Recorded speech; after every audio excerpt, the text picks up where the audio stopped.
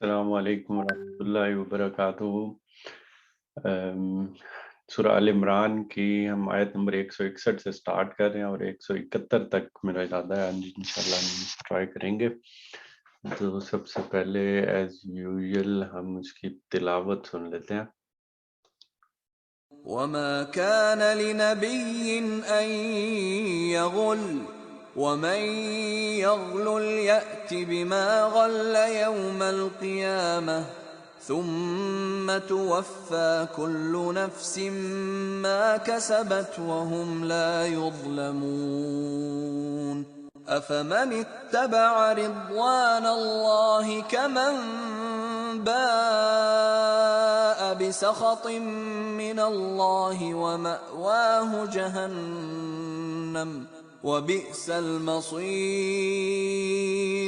هم درجات عند الله والله بصير بما يعملون لقد من الله على المؤمنين إذ بعث فيهم رسولا من أنفسهم يتلو عليهم آياته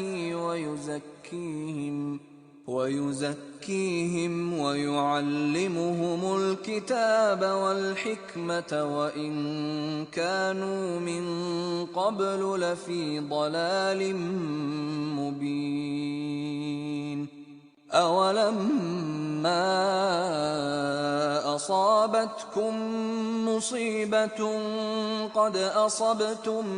مثليها قلتم أنى هذا قل هو من عند أنفسكم إن الله على كل شيء قدير وما أصابكم يوم التقى الجمعان فبإذن الله وليعلم الذين نافقوا وقيل لهم تعالوا قاتلوا في سبيل الله أو ادفعوا قالوا لو نعلم قتالا لاتبعناكم هم للكفر يومئذ أقرب منهم للإيمان يقولون بأفواههم ما ليس في قلوبهم والله أعلم بما يكتمون الذين قالوا لإخوانهم وقعدوا لو أطاعونا ما قتلوا قل فادرءوا عن أنفسكم الموت إن كنتم صادقين ولا تحسبن الذين قتلوا في سبيل الله أمواتا بل أحياء عند ربهم يرزقون فرحين بما آتاهم الله من فضله ويستبشرون بالذين لم يلحقوا بهم من خلفهم ألا خوف عليهم ولا هم يحزنون يستبشرون بنعمة من الله وفضل وأن الله لا يضيع أجر المؤمنين. یہاں سے ہم دیکھتے ہیں اس کی ٹرانسلیشن کو اور اس کو سمجھنے کی کوشش کرتے ہیں۔ اس سے پہلے میں سٹارٹ کروں تو تھوڑا سا بیک گراؤنڈ میں وہی بتاتا چلوں کہ جنگ احد کے ہی جو واقعات ہیں انہی کا سلسلہ چل رہا ہے سورہ آل عمران میں، اور مسلمانوں کے اندر جو چیزیں تھوڑی سی پیدا ہو گئی تھیں یا کچھ باتیں بننا شروع ہو گئی تھیں. جنگ احد میں جب وقتی طور پہ ایک ہزیمت کا سامنا کرنا پڑا تھا مسلمانوں کو، بنیادی طور پہ غلطی وہی تھی کہ وہ درے کو چھوڑ دیا تھا، تو اس وجہ سے وہ ساری چیزیں ہوئیں اور اللہ تعالیٰ نے اس غلطی پہ سزا دینے کا فیصلہ کیا. اور پھر یہ بھی کہ بار بار اس چیز کی طرف توجہ دلائی ہے کہ اللہ کے پیچھے اس کا مقصد کیا تھا، کہ چھانٹ لے کہ کون کس درجے پہ کھڑا ہوا ہے. اور کل ہم نے جس طرح سے پڑھا تھا کہ جب ساری چیزوں کو واضح کر دیا، بہت ساری چیزیں بتا دیں، اور پھر حضور پاک صلی اللہ علیہ وسلم کو کہا گیا کہ ان کو معاف کر دیں، ان کے لیے مغفرت کی دعا کریں، کیونکہ اللہ تعالیٰ نے ابھی تک اس رسی کھینچنے کا ابھی تک فیصلہ نہیں کیا ہوا، اور جب تک وہ فیصلہ نہیں ہو جاتا تب تک ان کے لیے بھی سبق ہے. اگر ان کو نہیں پتا تھا تو ان کے سامنے یہ چیزیں آ گئی ہوئی ہیں تو وہ اس چیز کو مد نظر رکھیں. تو ابھی سلسلہ کلام اسی چیز کو لے کے ہی آگے بڑھ رہا ہے کہ ابھی جو مزید کچھ باتیں ہوئی تھیں، مزید جو چیزیں چل رہی تھیں وہی چیزیں بتائی جا رہی ہیں. اور ان میں سے ایک بات یہ بھی سامنے آ گئی تھی کہ انہوں نے جو منافقین تھے یا جو اس ٹائم جو لوگ تھے، جب یہ اس طرح کا واقعہ ہوا تو انہوں نے اس طرح کی چیزیں یا اس طرح کے خیالات بھی ان کے ذہن میں آنے شروع ہو گئے کہ معاذ اللہ کہ حضور پاک صلی اللہ علیہ وسلم نے بدخوائی کی ہے، کوئی خیانت کی ہے. بالکل اسی طرح جیسے ہم اپنے سیاسی لیڈروں کے بارے میں کبھی کبھار سوچتے ہیں کہ ایک سیاسی لیڈر جب آتا ہے وہ اپنی کوئی کسی طرح کے وعدے کرتا ہے، وہ ساری چیزیں کرتا ہے، جب وہ اپنے اس پہ منصب پہ آ جاتا ہے تو منصب پہ آنے کے بعد وہ کس طرح سے وعدہ خلافی کر لیتا ہے، یا وہ جو وعدے کیے ہوتے ہیں تو ان میں خیانت کر لیتا ہے، یا اس طرح کی کوئی چیز کر لیتا ہے. تو کیونکہ انسان تھے یہ بھی اس ٹائم اس طرح کی چیزیں دیکھ رہے تھے، اور ان کے ذہن میں یہ چیز آ گیا کہ اس پہ ذہنوں میں خیال آنا شروع آ گئے کہ ہم نے حضور پاک صلی اللہ علیہ وسلم پہ اعتماد کیا، ان کے ہاتھ پہ بیعت کی، ان اپنے نیک و بد کا ان کو مالک بنایا، لیکن یہ جو چیز کہ ان کا مشورہ نہیں مانا گیا اور مدینہ کے باہر جا کے یہ والی چیزیں کی گئیں، تو یہ ان کا اپنا فیصلہ تھا اور یہ اپنے فیصلے کی وجہ سے یہ اب نقصان اٹھانا پڑا. تو ہم نے تو واضح طور پہ یہ مشورہ دے دیا تھا، لیکن ہمارے مشوروں کی اور ہمارے بھائیوں کی جانوں کی کوئی قدر و قیمت نہ سمجھی گئی، اور ایک بالکل نامناسب سے مقام میں لے جا کر دشمن سے تحقیق کروا دیا گیا. اب یہ وہ چیز ہے جس کا ذکر اب قرآن پاک میں کیا جا رہا ہے، اور اس کا جواب پھر اللہ تعالیٰ کیا دیکھتے ہیں وہ چیز دیکھ لیتے ہیں. تو کیا کہا گیا ہے؟ کسی نبی کا یہ کام نہیں ہو سکتا کہ وہ خیانت کر جائے، یعنی وہ بدخوائی کر جائے یا کچھ اس طرح کی چیز کر جائے، اور جو کوئی خیانت کرے تو وہ اپنی خیانت سمیت قیامت کے روز حاضر ہو جائے گا. پھر ہر متنفس کو اس کی کمائی کا پورا پورا بدلہ مل جائے گا، اور کسی پر کچھ ظلم نہیں ہوگا، ظلم نہ ہوگا. اس چیز کو واضح کرنے کی کوشش کی ہے کہ جو خیالات عام طور پہ لیڈروں، یا میں آج کی اگزامپل سیاسی لیڈروں کے بارے میں کہی جاتی ہے، تو نبی کو اور اس چیز کے فرق کو سمجھنے کی کوشش کرو. یہ اللہ تعالیٰ کی طرف سے بتایا جا رہا ہے. دنیاوی لحاظ سے ٹھیک ہے، تم اس طرح سے کر سکتے ہو، لیکن یہاں پہ واضح کر دینا مقصود ہے، اللہ تعالیٰ واضح کریں کہ پیغمبر آیا ہوا ہے تمہارے درمیان. پیغمبر کا یہ کام نہیں ہوتا دنیاوی لیڈروں کی طرح کہ یہ اس طرح کے معاملات میں اس طرح کے کام کرے. اس کا کانٹیکٹ پیچھے اللہ تعالیٰ کے ساتھ ہوتا ہے، تو ایک انڈائریکٹلی وہ اللہ تعالیٰ کے حکم پہ ہی، اللہ تعالیٰ کے کہنے کے مطابق سارے معاملات کیے جا رہے ہوتے ہیں. اور یہی اللہ تعالیٰ کی طرف سے بات کلیئر کی جا رہی ہے کہ نبی یہ والے کام نہیں کرتے ہوتے. اور پھر ساتھ یہ بھی واضح کر دیا کہ جو بھی یہ کام کرتا ہے وہ قیامت کے روز اپنی اس خیانت کے سمیت سامنے حاضر ہو جائے گا، اور اس کو اس کمائی کا پورا پورا بدلہ بھی دے دیا جائے گا، اور کسی پہ کوئی ظلم نہیں ہوگا. بھلا یہ کیسے ہو سکتا ہے کہ جو شخص ہمیشہ اللہ کی رضا پر چلنے والا ہو وہ اس شخص کے سے کام کرے جو اللہ کے غضب میں گر گیا ہو، اور جس کا آخری ٹھکانہ جہنم ہو، جو بدترین ٹھکانہ ہے. یہی چیز اس کو لے کے کوئی اپنی عقل استعمال کرو اور یہ چیز دیکھنے کی کوشش کرو کہ یہ ہو ہی کیسے سکتا ہے کہ ایک پورا شخص جس نے ساری زندگی تمہارے سامنے گزاری ہے، جو ہمیشہ اللہ کی رضا پہ چلنے والا ہو، وہ کیسے اس طرح کے کام کر سکتا ہے جس طرح کی باتیں تم کم از کم سوچنے لگ گئے ہو کہ اس طرح کے کام کرنا کہ جو اللہ کے غضب میں گر گیا ہو اور جس کا آخری ٹھکانہ پھر جہنم ہو اور جو کہ بدترین ٹھکانہ. تو اس طرح کا کام ایک نبی سے، ایک اللہ کے نبی سے ایکسپیکٹ ہی کیسے، اللہ کے پیغمبر سے ایکسپیکٹ ہی کیسے کیا جا سکتا ہے؟ یہ چیز ہو ہی نہیں سکتی. تو تھوڑا اپنی عقل کو استعمال کرو اور یہ چیز دیکھنے کی کوشش کرو. اللہ کے نزدیک دونوں قسم کے آدمیوں میں بدرجہ فرق ہے اور اللہ سب اعمال پر نظر رکھتا ہے. یعنی دونوں کے درجات برابر نہیں ہیں. جو ایک اس طرح کا کام کرے اور جو دوسری طرح کا کام کرے، ان کے درجات الگ الگ ہیں اور ان میں بے تحاشا فرق ہے اور اللہ سب کے اعمال پر نظر رکھتا ہے. اب یہ چیز توجہ دلانے کے بعد کہ کس طرح سے سوچنا چاہیے، کیا تم سوچ رہے ہو، اب بالکل دوسری ڈائریکشن دکھائی ہے کہ یہ اللہ کا احسان کس طرح سے ہے تم پر. در حقیقت اہل ایمان پر تو اللہ نے یہ بہت بڑا احسان کیا ہے کہ ان کے درمیان خود انہی میں سے ایک ایسا پیغمبر اٹھایا ہے جو اس کی آیات انہیں سناتا ہے، ان کی زندگیوں کو سنوارتا ہے، ان کو کتاب اور دانائی کی تعلیم دیتا ہے. حالانکہ اس سے پہلے یہی لوگ سری گمراہیوں میں پڑے ہوئے تھے. ایک ایک چیز کو لے کے چلیں تو اس میں انتہائی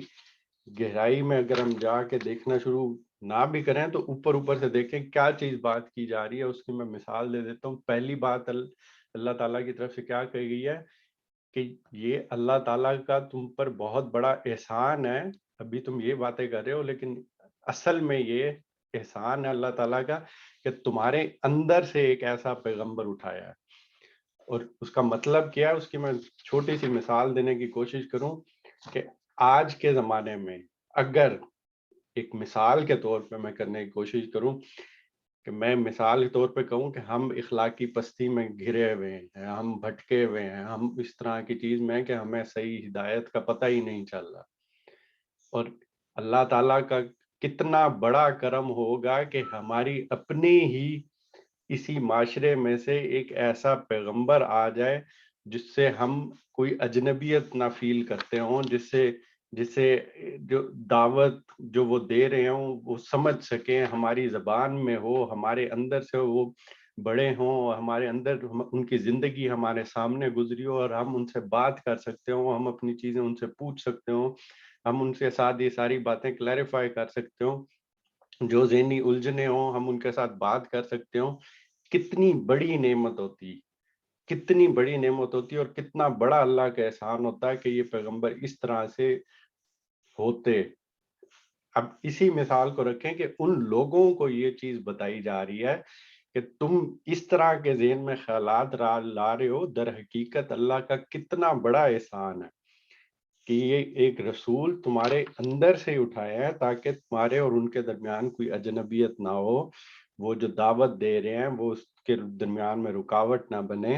اور اس کی وجہ سے وہ اپنی ضمیر کی آواز کو پہچانے، اس کو سنے. تو ایک چیز. دوسری پھر کیا چیز ہے کہ جو اللہ تعالیٰ کی آیات انہیں سناتا ہے اور ان کی زندگیوں کو سنوارتا ہے. اور یہاں پہ جو لفظ میں بہت دفعہ یوز کرتا ہوں وہ میں بتا دیتا ہوں، دکھا بھی دیتا ہوں کہ جو انبیاء کا آنے کا اور دین دینے کا جو مقصد ہے وہ تزکیہ کرنا جو ہوتا ہے، اور یہ قرآن پاک کی ہی اصطلاح ہے. اور قرآن پاک میں عربی میں یہاں جو لفظ یوز کیا گیا ہے کہ وہ آتے ہیں اللہ تعالیٰ کی آیات سناتے ہیں، وَيُزَكِّيهِمْ، تزکیہ کرنے کے لیے. یعنی کہ یہ جو احسان ہے اس کا دوسرا پہلو کیا ہے کہ وہ پیغمبر آئے تمہارے اندر، پہلا احسان. دوسرا احسان کیا ہے کہ اب وہ اللہ تعالیٰ کی بات، اللہ تعالیٰ کے اپنے الفاظ جو اللہ تعالیٰ نے بتائے ہیں وہ تمہیں سناتے ہیں. کتنا بڑا یہ بھی بات کی جا رہی ہے کہ اللہ تعالیٰ کے اپنے الفاظ وہ تم تک پہنچا رہے ہیں اور اس کے ذریعے سے پھر وہ انفرادی اور اجتماعی زندگی کو پاکیزہ بنانے کی دعوت دے رہے ہیں. یعنی کہ تمہاری ہی زندگی کو پاکیزہ بنانے کی دعوت دے رہے ہیں اللہ تعالیٰ کے الفاظ تم تک پہنچا کے. اب یہاں جو لفظ جس طرح سے میں نے بتایا کہ قرآن نے جو اختیار کیا ہے وہ تزکیہ ہے، اور تزکیہ کے معنی کیا ہے کہ کسی چیز کو آلائشوں سے پاک کرنے کے بھی اور نشو و نما دینے کے بھی. تو یہ دونوں چیزیں حاصل ہوتی ہیں جب انبیاء علیہ السلام انسان کو جب آتے ہیں، انسانوں کے اندر آتے ہیں اور یہ چیزیں حکمت کی اور قانون کی تعلیم دیتے ہیں، جو اللہ تعالیٰ کی شریعت ہے اس کی تعلیم دیتے ہیں، اور اس کے پیچھے کیا حکمت ہے اللہ تعالیٰ کی، جو اخلاقیات کی چیزیں ہیں، جو عبادات کی چیزیں ہیں، وہ جو تعلیم دیتے ہیں. تو دونوں چیزیں حاصل ہوتی ہیں کہ ہمارے اندر کوئی اگر آلائش رہ گئی ہے، کوئی چیز ایسی ہے، کوئی گندگی سی، تو وہ صاف کرنے کی. تو اس کو میں بہت دفعہ کہہ چکا ہوں، اس کے تینوں پہلو ہیں. ایک جسمانی صفائی کے ہیں کہ جسم کو صاف رکھنا، ایک اخلاقی پاکیزگی ہے کہ ہمارا اندر جو نفس ہے، ہماری روح ہے، اس کو پاک کرنا کہ اس کے اندر برے خیالات نہ آئیں یا کم سے کم آئیں، اس کو کنٹرول کرنے کی کوشش کرنا. لوگوں کے ساتھ ادب و آداب سے بات کرنا، بڑوں سے چھوٹوں سے صفائی کا خیال کرنا، اور اس طرح کی بہت ساری چیزیں، یعنی اس کو پاک کرنا. اور تیسری چیز خور و نوش کی، یعنی کہ کھانے پینے میں پاکیزگی. تو یہ ساری چیزیں حاصل ہوتی ہیں، اور پھر عبادات بھی اس کا پارٹ ہیں کہ اللہ تعالیٰ کی عبادت کرتے ہیں. تو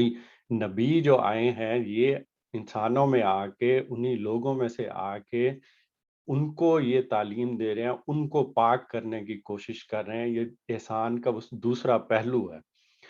اور کتاب اور حکمت، کتاب یہاں جس طرح کے لفظ میں یوز ہوا ہے وہ میں نے بتایا ہوا ہے پہلے کہ اس کو قانون یا شریعت کے بارے میں بھی کہا جاتا ہے کہ اللہ تعالیٰ نے جو اپنے احکامات دیے ہیں وہ چیزیں، اور دانائی یعنی کہ اس کے پیچھے حکمتیں کیا ہیں. اللہ تعالیٰ نے جو اپنا قانون دیا ہے، نماز پڑھنے کا کہا ہے، زکوٰۃ دینے کو کہا ہے، لوگوں کے ساتھ اچھا برتاؤ کرنے کا کہا ہے، والدین کے ساتھ، عزیز و اقارب کے ساتھ، یتیم و مسکینوں کے ساتھ، عام لوگوں کے ساتھ کس طرح برتاؤ کرنے کا کہا ہے. تو اس کے پیچھے حکمتیں اللہ تعالیٰ کی کیا کیا ہیں اس کی تعلیم دیتے ہیں، یعنی کہ ہماری ہی زندگی کو سنوارنے کے لیے انبیاء آتے ہیں. تو احسان کا دوسرا پہلو. اور تیسرا کیا کہ اس سے پہلے یہی لوگ سری گمراہیوں میں پڑے ہوئے تھے کہ اگر وہ نہ آتے تو اس سے پہلے کیا سچویشن ہو چکی ہوئی تھی کہ اس سے پہلے تو گمراہی میں پڑ ہی چکے تھے، یعنی کہ بچنے کا کچھ چانس کم ہی رہ گیا ہوا تھا. تو اسی لیے انبیاء آئے، انبیاء نے آ کے ادھر حضور پاک صلی اللہ علیہ وسلم کا ذکر کیا جا رہا ہے، وہ تم ہی لوگوں میں سے آئے، انہوں نے تمہاری زندگی کو پاک کیا، اور اللہ تعالیٰ نے تم پہ کرم فرمایا اور گمراہی سے نکال کے ہدایت کی سیدھی راہ پہ گامزن کر دیا. اور تمہارے دماغ میں کس طرح کے سوال آ رہے ہیں، کس طرح کی بات کی جا رہی ہے نبی کے بارے میں، تو غور کرو. اور یہ تمہارا کیا حال ہے کہ جب تم پر مصیبت آ پڑی تو تم کہنے لگے یہ کہاں سے آئی، حالانکہ جنگ بدر میں اس سے دگنی مصیبت تمہارے ہاتھوں فریق مخالف پر پڑ چکی ہے. اے نبی صلی اللہ علیہ وسلم ان سے کہو یہ مصیبت تمہاری اپنی لائی ہوئی ہے، اللہ ہر چیز پر قادر ہے. اور اس چیز کو بھی سمجھ لینا بہت ضروری ہے کہ جب ان کے ذہنوں میں سوال یہ پیدا ہی کیسے ہوا کہ وہ سمجھتے تھے کہ اللہ کا رسول ہمارے درمیان موجود ہے. انہوں نے اپنا ایک خیال اس طرح سے بنایا ہوا تھا کہ اللہ کا رسول ہے تو اس کو فرشتے ہر وقت گھیرے میں لیے پھرتے ہوں گے، ان کی حفاظت کے لیے اللہ خود براہ راست نگرانی کر رہا ہے، جو کہ کسی حد تک تو بات ٹھیک ہے کہ اللہ تعالیٰ دشمنوں کے ہاتھوں میں اس طرح سے نہیں دیتے. لیکن بہرحال پیغمبروں پہ بھی تکالیف آئی ہیں، پیغمبروں کو بھی اذیتیں ملی ہیں، پیغمبروں کو بھی آزمائش سے گزرنا پڑا ہے، اور وہ ساری چیزیں ہوئی ہیں. تو جن لوگوں نے یہ چیز اعتراض کیا وہ اس غلط فہمی میں پڑے ہوئے تھے کہ خدا کے رسول تو اللہ کی حفاظت میں ہوتے ہیں، فرشتے ہر موقع پر ان کی مدد کرتے ہیں. تو اس لیے یہ باور کیا جا سکتا ہے، کس طرح سے یہ باور کیا جا سکتا ہے کہ انہیں اور ان کے ساتھیوں کو کسی مارکے میں نقصان اٹھانا پڑے. اس خیال کے لوگ جو تھے پھر وہ عہد کے جنگ عہد کے نقصان سے پھر پریشان ہوئے، اور اس سے پھر یہ سوالات پیدا ہونا شروع ہوئے کہ حضور پاک صلی اللہ علیہ وسلم کی حقانیت یا ان کے نبی ہونے یا پیغمبر ہونے کے متعلق ان کے دلوں میں شبہات پیدا ہونے لگ گئے. اور منافقین جو تھے انہوں نے اس چیز کا پھر فائدہ اٹھانا شروع کر دیا. انہوں نے اس چیز کا فائدہ اٹھانا شروع کیا اور اس نقصان کو حضور پاک صلی اللہ علیہ وسلم کے خلاف دلیل کے طور پہ پھر استعمال کرنا شروع کر دیا کہ یہ دیکھو، یہ اگر پیغمبر ہوتے تو اللہ تعالیٰ ان کے ساتھ اس طرح سے کرتے، یہ اگر پیغمبر ہوتے تو فرشتوں کی مدد کہاں گئی، اگر اس طرح تھے تو پھر یہ کس طرح سے ہو سکتا ہے کہ اللہ تعالیٰ ان کو تنہا بے یار و مددگار چھوڑ دیں۔ تو اس چیز کو پھر یہاں پہ واضح کیا ہے کہ یہ مصیبت کہاں سے آئی۔ تو پہلی بات انہوں نے کہا اس چیز پہ نظر رکھو کہ اس سے پہلے جب جنگ بدر کا موقع تھا تب بھی کم لوگ تھے، تب بھی یہ ساری چیزیں تھیں، اس سے زیادہ مشکل شاید موقع ہو لیکن وہاں پہ کامیابی دی گئی تھی۔ تو کیا چیز تھی؟ وہاں پہ لوگوں کا ایمان دیکھو، وہاں پہ وہ کس طرح سے لڑے، وہاں انہوں نے کس طرح سے حضور پاک صلی اللہ علیہ وسلم کی بات مانی، وہاں کس طرح سے وہ ساری چیزیں کی۔ وہ مصیبت، دگنی مصیبت ان پہ آئی تھی، اور اب جب تم پہ آئی ہے تو اس کا جواب کیا دیا جا رہا ہے کہ حضور پاک صلی اللہ علیہ وسلم سے ان سے کہو یہ مصیبت تمہاری اپنی لائی ہوئی ہے، اللہ ہر چیز پر قادر ہے، جو نقصان لڑائی کے دن تمہیں پہنچا وہ اللہ کے اذن سے تھا، اور اس لیے تھا کہ اللہ دیکھ لے تم میں سے مومن کون ہے۔ وہی والی بات جو پہلی بھی کلیئر کر چکے ہیں، ہم دیکھ چکے ہیں کہ وہ جب آزمائش آئی تھی وہ کس وجہ سے آئی تھی، اس غلطی کی وجہ سے آئی تھی جب انہوں نے حضور پاک صلی اللہ علیہ وسلم کی بات نہیں مانی، جگہ چھوڑی، مال کی محبت تھی، ایمان ابھی اتنا پختہ نہیں تھا۔ تو اس چیز پہ اللہ تعالیٰ نے ہی فیصلہ کیا کہ بھئی یہ اس چیز کی سزا ملنی چاہیے، اور پیش نظر کیا تھا، چھانٹ لیا جائے، ان کو بتا دیا جائے کہ کون کس مقام پہ کھڑا ہوا ہے، اور یہیں اسی چیز کی طرف پھر دوبارہ اشارہ کیا جا رہا ہے کہ جو نقصان اب جو پہنچا تھا اس لڑائی کے لیے وہ اللہ کے اذن سے تھا، اور اس لیے تھا کہ اللہ دیکھ لے تم میں سے مومن کون ہے اور منافق کون۔ وہ منافق کہ جو ان سے کہا گیا آؤ، جب ان سے کہا گیا آؤ اللہ کی راہ میں جنگ کرو یا کم از کم اپنے شہر کی مدافعت ہی کرو، تو کہنے لگے اگر ہمیں علم ہوتا کہ آج جنگ ہوگی تو ہم ضرور ساتھ چلتے۔ یہ بات جب وہ کہہ رہے تھے اس وقت وہ ایمان کی نسبت کفر سے زیادہ قریب تھے، وہ اپنی زبان سے وہ باتیں کہتے ہیں جو ان کے دلوں میں نہیں ہوتی، اور جو کچھ وہ دلوں میں چھپاتے ہیں اللہ اسے خوب جانتا ہے۔ یعنی اللہ تعالیٰ اپنا بتا رہے ہیں کہ میں نے یہ جانچنا تھا کہ منافق کون ہے، مومن کون ہے، پھر اس گروہ کی طرف اشارہ کیا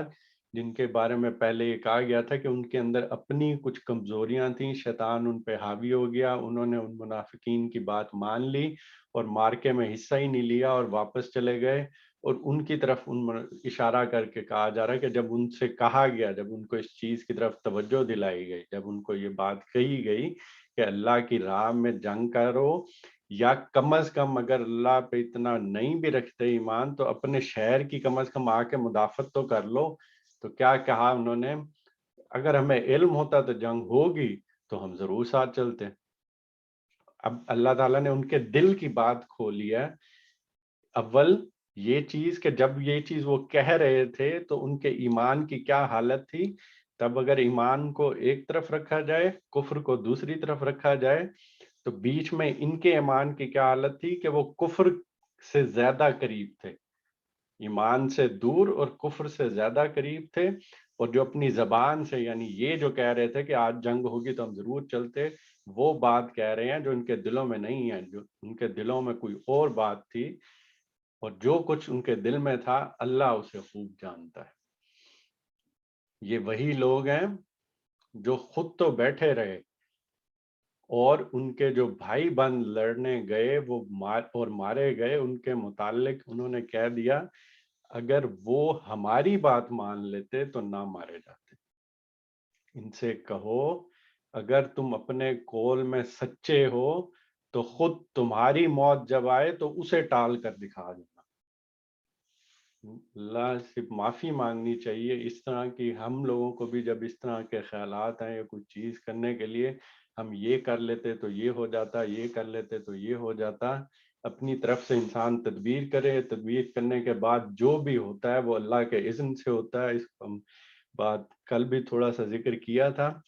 تو اس چیز سے اللہ تعالیٰ نے کتنی بڑی بات ان کو بتانے کے لیے کہی ہے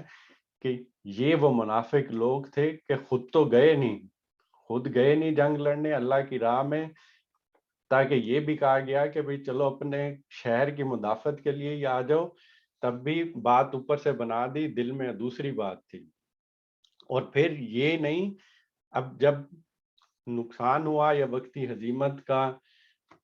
اٹھانا پڑا مسلمانوں کو، وقتی ایک ہزیمت کا سامنا کرنا پڑا، تو پھر جب جو لوگ وہاں پہ مارے گئے جن کی تعداد غالباً 70-71 ہے، تو واپس آئے تو ان کے بارے میں بھی یہ کمنٹ دینے لگ گئے کہ وہاں پہ جو اللہ کی راہ میں شہید ہوئے ہیں، جو اللہ کی راہ میں مارے گئے ہیں، ان کے متعلق کہنا شروع کر دیا کہ اگر ہماری بات مانی جاتی تو یہ نام مارے جاتے. اور اس چیز پہ اللہ تعالیٰ کی طرف سے پھر کیا جواب دیا جا رہا ہے؟ پھر اللہ تعالیٰ کی طرف سے یہ جواب دیا جا رہا ہے، اگر ایسی ہی بات ہے تو جب تمہاری موت آئے گی تو پھر اسے ٹال کے دکھا دینا. جو لوگ اللہ کی راہ میں شہید ہوئے ہیں یا مارے گئے ہیں انہیں مردہ نہ سمجھو. اب یہ وہ چیز ہے، اب اللہ دوسری طرف سے پردہ اٹھا رہے ہیں کہ جن لوگوں کو ان کو تنبیہ کر کے، منافقین کو جو اللہ پہ ابھی ایمان پہ اتنا مضبوط نہیں تھا، اور بہانے اور ہیلے کر کے اور یہ باتیں بھی کرنا شروع کر دیں کہ ان کے جو بھائی بہن جو گئے تھے، جو اللہ کی راہ میں مارے گئے ہیں، ان کے اوپر بھی باتیں کرنا شروع کر دیں، ان کو تنبیہ کر کے. اب یہ چیز پیدا ہو گئی کہ شاید ان کی باتوں سے کچھ جو لوگ ہیں ان کے دلوں پہ اثر نہ کر جائیں، یا ان کے دلوں پہ کچھ نہ کچھ یہ چیز نہ ہو جائے. تو اللہ تعالیٰ نے دوسری طرف سے بھی پردہ اٹھایا ہے کہ جو اللہ کی راہ میں جو مارے جاتے ہیں پھر ان کے ساتھ کیا ہوتا ہے. اور یہاں قرآن نے، یہاں اللہ تعالیٰ نے انتہائی بلاغت کے ساتھ وہ تمام اثرات ہی مٹا دیے ہیں جو منافقین مسلمانوں جو شہداء کے پسماندگان کے دلوں میں جو بات پیدا کرنا چاہتے تھے ان کے لیے. اور کیا بات کہی ہے؟ جو لوگ اللہ کی راہ میں قتل ہوئے، مارے گئے ہیں، انہیں مردہ نہ سمجھو، وہ تو حقیقت میں زندہ ہیں، اپنے رب کے پاس رزق پا رہے ہیں. اور یہ چیز ہمیں عمومی طور پہ علم بھی ہوتا ہے کہ جو لوگ اللہ کی راہ میں مارے جاتے ہیں، جن کو ہم شہید کہتے ہیں، تو ان کے اوپر جو اللہ کی عنایات ہیں وہ مرنے کے فوراً بعد ملنا شروع ہو جاتی ہیں. ابھی اس کو سمجھنے کے لیے میں کچھ چیزیں اس طرح سے کہوں گا کہ رزق پانے کا کیا مطلب ہے، کیونکہ جسم تو ہوتا نہیں کہ وہاں پہ عالم ارواح ہے یا عالم برزخ ہے جس کو ہم کہتے ہیں. تو اس میں جس طرح سے ہم نے سمجھا ہے یا اس چیز کو مانتے ہیں کہ ایک جسم ہے، ایک روح ہے، تو جسم تو یہیں پہ رہ جاتا ہے، روح عالم برزخ میں جاتی ہے. تو اب قرآن کی آیات کو سامنے رکھا جائے، قرآن کو پڑھا جائے، تو ایک جو پوری پکچر سامنے آتی ہے، تو وہ میں تھوڑی سی ایک واضح کرنے کی کوشش کرتا ہوں کہ اللہ تعالیٰ نے 3 طرح کی چیزیں بتائی ہیں قرآن پاک میں. پڑھا جائے کہ بھئی اگر جب مرتے ہیں تو کیا ہوتا ہے، تو اس میں سب سے پہلے اسی طرح کی بات کی گئی ہے کہ وہ 4 کیٹیگریز کے لوگ جو انبیاء ہیں، جو صالحین ہیں، جو صدیقین ہیں، جو شہداء ہیں، جن کی نیکی کے بارے میں یا جن کے اجر کے بارے میں، جن کے انجام کے بارے میں کسی قسم کا کوئی شبہ ہے ہی نہیں. یعنی پتہ ہے کہ ان کو جنت دی جائے گی، وہ خیر ہی خیر ہے، ان کی زندگی میں خیر ہی خیر ہے. تو ان کے لیے پھر انتظار نہیں کیا جاتا کہ روز آخرت ہو کہ وہ قیامت کے بعد اور پھر اللہ تعالیٰ فیصلہ کریں اور پھر جنت میں جایا جائے. یہ وہ لوگ ہوتے ہیں جن کو فوراً مرنے کے بعد ہی اللہ تعالیٰ کی عنایات پہنچنا شروع ہو جاتی ہیں. اور اسی لیے اللہ تعالیٰ بتا رہے ہیں کہ تمہیں علم نہیں ہے، تم اس کی حقیقت کو سمجھتے نہیں ہو. جب حقیقت کو سمجھتے نہیں ہو تو جیسے سورہ آل عمران میں بتایا گیا تھا، جس چیز کا تمہیں علم نہیں ہے تو اللہ مثال دے کے واضح کرنے کی کوشش کرتے ہیں، اور ان مثالوں کی ڈیٹیل میں نہیں جانا چاہیے، بلکہ جو بات بیان کی جا رہی ہے اس کو سمجھ لینا چاہیے. اور رزق کا جو لفظ استعمال کیا گیا، ہم نے پہلے بھی دیکھا تھا کہ جب حضرت مریم کے بارے میں جب بات کی جا رہی تھی کہ ان کے حجرے میں جا کے جب دیکھا جاتا تھا تو حضرت زکریہ ان سے سوال کرتے تھے کہ تمہیں یہ رزق کہاں سے ملتا ہے، تو اس سے مراد کھانے پینے کی چیزیں نہیں ہوتی، اس کا مطلب ایک اور یہ بھی ہوتا ہے، یعنی کہ رزق کھانے پینے سے بھی ریلیٹ ہوتا ہے، اور ایک اور چیز ہوتی ہے کہ اللہ تعالیٰ کی عنایات مل رہی ہیں۔ جب حضرت مریم سے بات کی جاتی تھی تو پتہ چلتا تھا کہ فصاحت و بلاغت ہے، کہ اللہ تعالیٰ کا خاص کرم ہے ان کے اوپر، اللہ تعالیٰ کی عنایات ہوئی ہوئی ہیں ان کے اوپر، تو صاف پتہ چل جاتا تھا۔ تو یہ چیز وہ پوچھی جاتی تھی کہ یہ تم کہاں سے پاتی ہو۔ تو اسی طرح یہاں پہ بھی اشارہ کیا جا رہا ہے کہ جسم تو نہیں ہے، تو وہاں پہ جسمانی ضروریات میں جو کھانے پینے کی چیزیں ہوتی ہیں تو وہ تو ضرورت نہیں ہوتی۔ اب روح کی غذا کیا ہے، روح کو کیا چاہیے، روح کا رزق کیا ہے، اس کے بارے میں ہمیں نہیں پتا، ہم کچھ نہیں کہہ سکتے، لیکن اللہ تعالیٰ یہ بتا رہے ہیں مثال دے کے کہ عالم برزخ میں جیسے ہی شہداء، صالحین، صدیقین، انبیاء جیسے ہی اس دنیا سے رخصت ہوتے ہیں تو ان کے اوپر عنایات کا سلسلہ شروع کر دیا جاتا ہے، ان کے لیے ویٹ نہیں کیا جاتا روز آخرت کا۔ اور شہداء کے بارے میں ادھر پھر اس چیز کو واضح کر دیا ہے کہ وہ تمہیں ان کا شعور نہیں ہے، وہ مردہ ان کو نہ سمجھو، وہ حقیقت میں زندہ ہیں، اپنے رب کے پاس سے عنایات پا رہے ہیں۔ اور دوسری چیز میں کہا جاتا ہے کہ بالکل جن کی زندگی میں شر ہی شر ہے، جنہوں نے ہمیشہ اللہ کی نافرمانی کی ہے، جن کے اوپر ساری چیزیں واضح ہو گئیں، جس طرح سے فرعون کی مثال ہے کہ فرعون کی اگر مثال دیکھیں تو اس کے بارے میں کہا گیا کہ وہ جب اس دنیا سے گیا تو اس جیسے لوگوں کے بارے میں کہا گیا ہے کہ پھر ان کے لیے بھی ویٹ نہیں کیا جاتا، کیونکہ پتہ ہے کہ انہوں نے جہنم میں جانا ہے، تو ان کو بھی اس جہنم کی شکل دکھائی جاتی ہے، اس جہنم کی وعید، یا ان کو بھی وہ سزا کائنڈ آف کہہ سکتے ہیں کہ اس کا عمل شروع ہو جاتا ہے، اس کے لیے آخری ٹائم تک انتظار نہیں کیا جاتا۔ اور پھر تیسری چیز ہوتی ہے کہ جن لوگوں کے بارے میں بھی فیصلہ نہیں کیا گیا تو اس سے یہ ایک ایسے کر سکتے ہیں کہ درمیانی سی سچویشن ہوتی ہے جس میں انہیں سلا دیا جاتا ہے، جس میں ابھی ان کے لیے کوئی رزق اور عنایات جیسے شہداء اور جیسے نیک لوگوں کے لیے ہوتی ہیں، اور نہ اس طرح کی سزا جس طرح سے دوسری ایکسٹریم پہ فرعون یا ان لوگوں کی طرح کے ہوتے ہیں۔ تو سلا دیا جائے گا، جب فیصلہ ہوگا تب ان کو ملنا شروع کر دیا جائے گا۔ تو یہاں پہ ایک مختصر انداز میں میں نے بتانے کی کوشش کیا کہ قرآن سے کس طرح سے ہمیں ذہن میں آتا ہے۔ تو یہاں پہ اس پس منظر میں دیکھیں تو یہ لوگ جو جنگ احد میں شہید ہوئے ہیں، جو اللہ کی راہ میں مارے گئے ہیں، ان کے بارے میں خاص طور پہ ذکر کر کے کہا گیا کہ یہ اللہ کی راہ میں مارے گئے ہیں، انہیں مردہ نہ سمجھو، وہ حقیقت میں زندہ ہیں اور اپنے رب کے پاس سے رزق اور عنایات کو پا رہے ہیں۔ جو کچھ اللہ نے اپنے فضل سے انہیں دیا ہے اس پر وہ خوش و خرم ہے، کہ جو اب عنایات ان تک پہنچ رہی ہیں، جو انہیں مل رہی ہیں، وہ اس پہ خوش و خرم ہیں اور مطمئن ہیں کہ جو اہل ایمان ان کے پیچھے دنیا میں رہ گئے ہیں اور ابھی وہاں نہیں پہنچے، ان کے لیے بھی کسی خوف اور رنج کا موقع نہیں ہے۔ یعنی کہ ان کو یہ بھی چیز بتا دی گئی ہے کہ پیچھے ابھی کچھ لوگ ہیں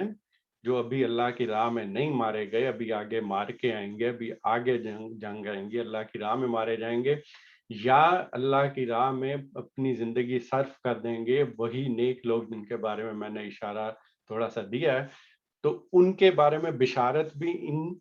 لوگوں کو دے دی گئی ہے، اور وہ اس چیز پہ بھی خوش و خرم ہے اور مطمئن بھی ہیں کہ ان کے ساتھ کے جو اہل ایمان ہیں جو پیچھے ابھی دنیا میں ہیں، ان کو بشارت مل چکی ہوئی ہے شہداء کو، تو وہ اس چیز پہ بہت مطمئن ہے، خوش و خرم بھی ہیں۔ اور پھر وہی والی جنت کی جو تعبیر میں کہتا ہوں کہ ان کے لیے کسی خوف اور رنج کا موقع نہیں ہے، یہ تعبیر جب بھی کی جاتی ہے تو اس میں یہی ہوتا ہے کہ اس دنیا میں جب انسان دیکھے تو ماضی کا کوئی رنج ہوتا ہے، ماضی کا کوئی غم ہوتا ہے، اور مستقبل کے کوئی اندیشے ہوتے ہیں یا کوئی خوف ہوتا ہے۔ تو یہ دنیا کی چیز ہے، یہ دنیا میں ہی رہ جائے گی، اور جب انسان جنت میں جائے گا تب یہ والی چیز کہ نہ ماضی کا کوئی غم ہوگا، نہ مستقبل کا کوئی خوف ہوگا، وہاں پہ بالکل ایک اچھی زندگی گزاری جائے گی۔ تو اس چیز کی طرف ذکر کر دیا کہ جو اہل ایمان ابھی پیچھے ہیں، جو ابھی نہیں آئے، ان کے لیے بھی اس طرح کا موقع ہوگا۔ وہ اللہ کے انعام اور اس کے فضل پر شاداں و فرحاں ہیں، اور ان کو معلوم ہو چکا ہے کہ اللہ مومنوں کے اجر کو ضائع نہیں کرتا۔ سبحان اللہ کہ اللہ تعالیٰ کی طرف سے وہ پوری چیز ان لوگوں کے اوپر واضح کر دی جو صرف دنیا کو دیکھ رہے تھے، جن کے سامنے صرف دنیا کی چیزیں تھیں، جو دنیاوی لحاظ سے دیکھ رہے تھے کہ ہمارے کچھ بھائی بہن تھے، ہم تو نہیں گئے، ہم بچ گئے، ہماری زندگی بچ گئی تو ہم فائدے میں رہ گئے، اور ہمارے بھائی بہن گئے، حضور پاک صلی اللہ علیہ وسلم پہ بھی سوالات کر لیے، اب وہ وہاں پہ گئے تو مارے گئے، اب ان کے بارے میں بھی بات کر دی کہ ہمارا مشورہ مانتے تو وہ بھی یہیں رہ جاتے، تو ہم فائدے میں رہ گئے۔ اللہ تعالیٰ نے دوسری حقیقت، دوسری طرف سے پردہ اٹھا کے یہ چیز واضح کر دی کہ اس طرح کی چیز نہ کہو، وہ زندہ ہیں، ان کو اللہ کی عنایات پہنچ رہی ہیں، اور اس چیز پہ وہ اللہ کے فضل پہ شادہ و فرحاں بھی ہے، اور ان کو یہ حقیقت پتہ چل چکی ہوئی ہے کہ جو مومن لوگ ہیں اللہ ان کے اجر کو ضائع نہیں کرتا۔ یہاں پہ ایک دفعہ میں پوری ٹرانسلیشن پڑھ لیتا ہوں جو آج ہم نے آیات پڑھی ہیں۔ کسی نبی کا یہ کام نہیں ہو سکتا کہ وہ خیانت کر جائے، اور جو کوئی خیانت کرے تو وہ اپنی خیانت سمیت قیامت کے روز حاضر ہو جائے گا، پھر ہر متنفس کو اس کی کمائی کا پورا پورا بدلہ مل جائے گا اور کسی پر کچھ ظلم نہ ہوگا۔ بھلا یہ کیسے ہو سکتا ہے کہ جو شخص ہمیشہ اللہ کی رضا پر چلنے والا ہو، وہ اس شخص کے سے کام کرے جو اللہ کے غضب میں گر گیا ہو، اور جس کا آخری ٹھکانہ جہنم ہو جو بدترین ٹھکانہ ہے۔ اللہ کے نزدیک دونوں قسم کے آدمیوں میں بدرجہ فرق ہے، اور اللہ سب کے اعمال پر نظر رکھتا ہے۔ در حقیقت اہل ایمان پر تو اللہ نے یہ بہت بڑا احسان کیا کہ ان کے درمیان خود انہی میں سے ایک ایسا پیغمبر اٹھایا جو اس کی آیات انہیں سناتا ہے، ان کی زندگیوں کو سنوارتا یعنی تزکیہ کرتا ہے،